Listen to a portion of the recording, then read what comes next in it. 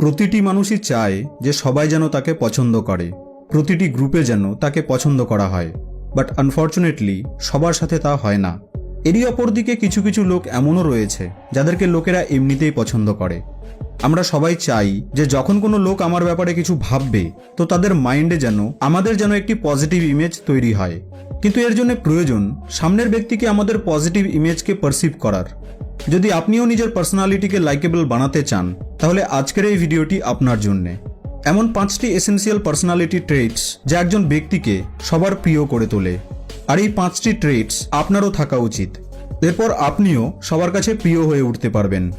So let's begin. লোকেদের মনে একটি মিসকনসেপশন রয়েছে যে লাইকেবল হওয়া হলো এমন একটি কোয়ালিটি যা লোকেরা জন্মসূত্রেই পায়। লোকে ভাবে যে যে যত বেশি সুন্দর তাকে হয়তো তত বেশি পছন্দ করা হয়। বাট এমনটা নয়। বিউটি উইদাউট ব্রেন কোনো কাজেরই নয়, তাই না? আমরা যে কেউ ইজিলি নিজের পার্সোনালিটিকে লাইকেবল বানাতে পারি যদি আমরা এই ব্যাপারটিকে বুঝে যাই। যেমন কোন কোন কারণের জন্য আমরা অন্যদের পছন্দ করতে শুরু করি। সোজা ভাষায় যদি বলি তো বাইরের এই সাইকোলজিকে জানতে চাইলে আগে নিজের ভেতরের সাইকোলজিকে অ্যানালাইজ করতে হবে। এই এসেনশিয়াল পার্সোনালিটি ট্রেটসের মধ্যে সবথেকে প্রথমে আসে ডোন্ট ডমিনেট দ্য কনভারসেশন।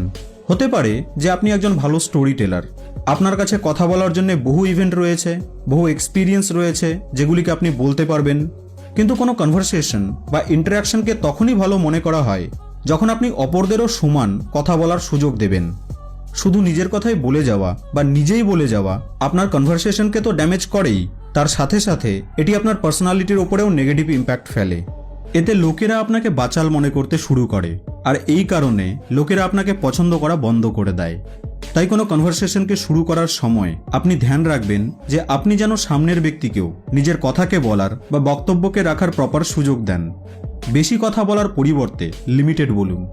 বেশি বলে আপনি হয়তো ভাবেন যে সামনের ব্যক্তি আপনার কথাকে মনোযোগের সাথে শুনছে বা ইন্টারেস্ট দেখাচ্ছে, বাট এরাই দ্বিতীয়বার আপনার সাথে আর কথা বলতে চাইবে না, কারণ এরা জানে যে আপনি কেবল নিজের ব্যাপারেই বলতে থাকেন, আর এটি আপনার পার্সোনালিটিকে খারাপ করে দেয়।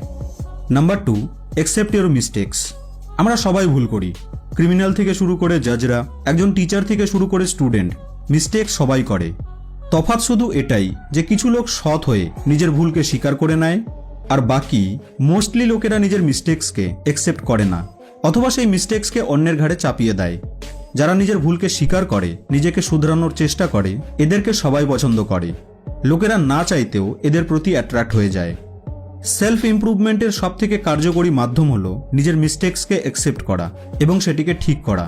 কারণ যতক্ষণ পর্যন্ত আপনি অ্যাকসেপ্ট করবেন না যে আপনি মিস্টেক্স করছেন, ততক্ষণ পর্যন্ত আপনি সেই একই মিস্টেক্সকে এগেইন অ্যান্ড এগেইন রিপিট করতে থাকবেন। লাইকেবল হতে চাইলে নিজের ভুলকে স্বীকার করতে শিখুন। Number 3, stay natural and avoid fake aura. একজন ফেক ব্যক্তি হওয়া আপনার লাইকেবল হওয়ার সম্ভাবনাকে 100% নষ্ট করে দেয়। টু গুড হওয়ার জন্য লোকেরা নিজের অ্যাকচুয়াল পার্সোনালিটিকেই হারিয়ে ফেলে এবং নিজের আশেপাশে একটি ফেক অরা তৈরি করে নেয়। কিন্তু যখন এই ফেক ইমেজ বার্স্ট হয় এবং নিজের অ্যাকচুয়াল ইমেজ লোকেদের সামনে আসে, তখন আপনার রিয়েল পার্সোনালিটির ভ্যালু একেবারেই শেষ হয়ে যায়। এই জন্যেই don't force your self too much to become likeable, just stay natural. আপনি যেমন তেমনই ঠিক আছেন, নিজের অরিজিনালিটিকে কোনোদিনই নষ্ট করবেন না। নাম্বার 4, বি ফুলি প্রেজেন্ট।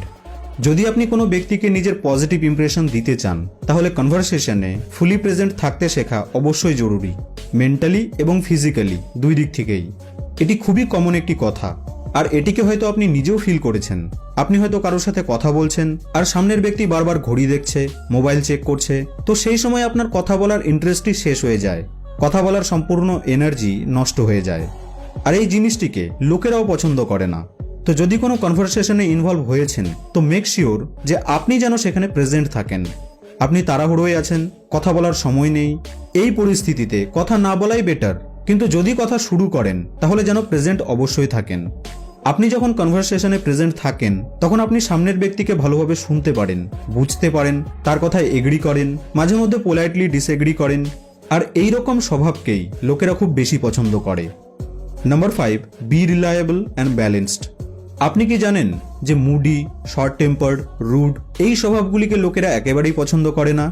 যে সকল লোকেরা নিজের আনপ্রেডিক্টেবল মুড এবং শর্ট টেম্পার্ড স্বভাবে পরিচিত, তারা কোনোদিনই কারো মোস্ট ভ্যালুয়েবল বা মোস্ট লাইকেবলের অংশ হয় না। ইনফ্যাক্ট সবাই এদের থেকে একটু দূরেই থাকার চেষ্টা করে। যদি আপনি চান যে লোকেরা যেন আপনার সাথে কথা বলতে পছন্দ করে, আপনাকে অ্যাপ্রোচ করতে পছন্দ করে, আপনাকে তাদের মনের কথা বলতে কমফোর্টেবল ফিল করে, তাহলে you have to make sure যে আপনি রিলায়েবল এবং ব্যালেন্স স্বভাবের ব্যক্তি হন। রেগে যাওয়া, মুড সুইং হওয়া এগুলি ন্যাচারাল ব্যাপার।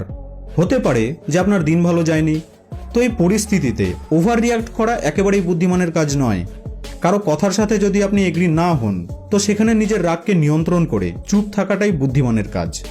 তো বন্ধু, লাইকেবল হওয়ার এই 5টি সাইকোলজিক্যাল ট্রেটসের মধ্যে থেকে আপনার মধ্যে কয়টি ট্রেটস আগে থেকে রয়েছে তা কমেন্ট বক্সে আমাকে অবশ্যই জানাবেন। ভিডিওটি ভালো লেগে থাকলে লাইক এবং শেয়ার করতে ভুলবেন না কিন্তু। আপনাদের সঙ্গে আবার দেখা হবে নেক্সট ভিডিওতে।